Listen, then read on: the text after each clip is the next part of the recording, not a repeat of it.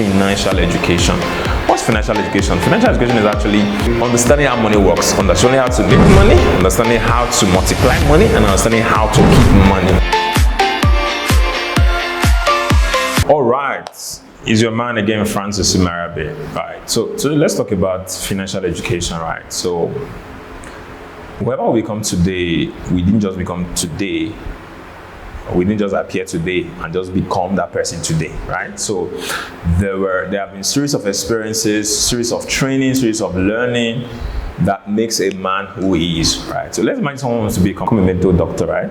He has to go through the nursery school, the primary school, if you are within Nigeria, right? You have to go through the secondary school or the high school, then the university, the medical school and all of that, right? Then person go for housemanship and all of that. So from there, the person is certified a medical doctor. So it takes time to become that, right?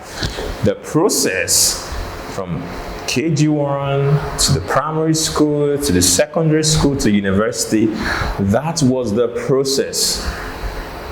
Educating that person to become a medical doctor. So it's not just an happenstance. No, it doesn't happen, right? There's training for it. So for you to become financially wealthy and financially healthy, right, you must go through the process of what I call financial education. What's financial education? Financial education is actually the way understanding how money works, understanding how to make money, understanding how to multiply money, and understanding how to keep money, right? So the education it takes for you to make money, or rather earn money as it were, because the central bank that has the legal tender to make money, right? But use that interchangeably, you get, right? So the education it requires you for you to make money or earn money is different from the one that you need to multiply money, and also another different one from the one you need to keep money, right? So it's not just making money, multiplying money. Those are good. How long can you keep your money? So how many generations can you keep your money? That's another set of education, right?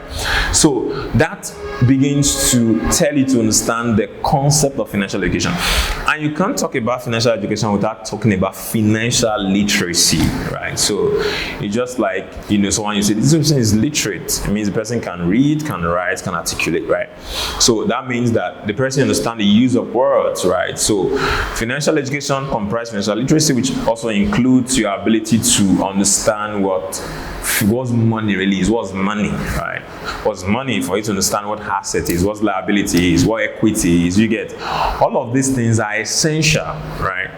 Then knowing all of this, being literate financially helps you to boost your financial education, and that in turn enhances your knowledge base when it comes to earning money, when it comes to multiplying money, and when it comes to keeping money, right? So you must understand that becoming financially worthy, right? You don't stumble into that. You don't stumble into it. No, it doesn't happen to you by happenstance. No, it doesn't do. It doesn't occur like that. It occurs when you are deliberate on your financial education, and your financial literacy, and we begin to take actionable steps to become better and become effective. Yeah, that is financial education. And part of financial education is understanding that money is currency. It means that it must flow, right? So current flows, right? Current flows.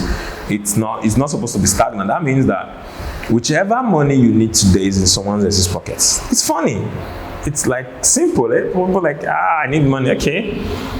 What can you do legitimately to take the money in someone else's pocket and the person give you willingly and legally? So it enhances your thinking.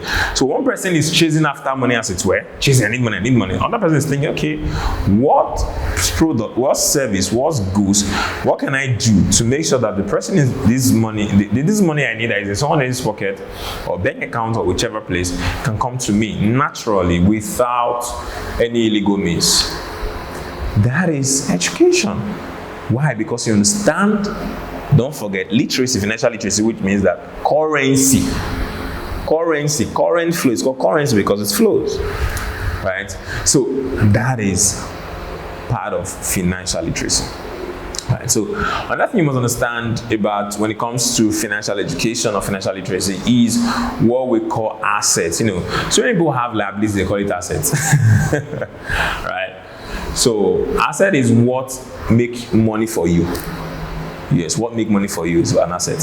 You see that thing that takes money from you every time, taking, without replacing, it's a liability. So you must begin to realize, okay, like I said in our previous episode, that when the rich get money, they are thinking, how can this money be multiplied? When I mean rich, don't forget, when I mean rich, I mean rich in mind, right? That's the first call. If you're not rich in mind, forget it. You lose, even if you have 1 billion, you lose it. And you may not even be able to recover it again. Yes, that's true. It's not every time you recover it. You may not recover it again. Let's be truthful. So that's the idea. The idea is actually that what goes on here when you hear assets, that's what differs. So when the rich get money, they are thinking, okay, how can this money be multiplied? How can I make this money make more money for me, or earn more money for me as it were? Right? But when the poor get money, I want to spend it on pleasure, and the money is gone, right? Take care. Before you know, the money is gone and they are shocked. So you must understand that financial literacy is essential. You know what I said, you know what liability is, you know what cash flow is, right? Like I always say, cash flow is the life of any business. Cash flow is the life of life. Right? Cash flow is the life of life in the sense that, imagine if you are not breathing. Just imagine cash flow as you breathing oxygen. Imagine if you are not breathing oxygen. Will you remain? The answer is no. You're going to choke. You're going to use an oxygen mask. So many people they are suffocating financially, and they are currently in oxygen masks. Why? Because they don't understand the concept of cash flow. Cash flow means that cash flowing into your business or your account based on the fact that you are selling the product, you are selling the goods, and it's coming consistently. That's why it's called flow. Right? It's coming constantly. It's not coming once in a while. No. It's coming consistently. Drip by drip, drop by drop, whichever way it's coming, right? So that's cash flow. So you understand the fact that financial education are coming from there, then financial literacy. So you're understanding these words. It's powerful. See, words are powerful. If you are biblically inclined here, the world was created by words. Right? So words are so powerful that words direct your action. Someone can tell you go, now you are going. That's word. Someone tell you come, you are coming. That's how powerful word is. Word gives direction to your life. So when you understand what cash flow is, when you understand that word, it helps you to have an edge over someone that doesn't understand. You just hear the word out. Okay, casually. Oh, cash flow. But when you understand the meaning of the word, it gives you a better perspective. You are increasing your financial vocabulary, your financial literacy, and that itself is increasing your financial education. Right? So your understanding of what is vital, that's where your literacy is injured. So when you understand all of these things, you have an edge over someone that doesn't. So do not play with your financial education. Take your financial literacy very, very serious. See you in the next episode.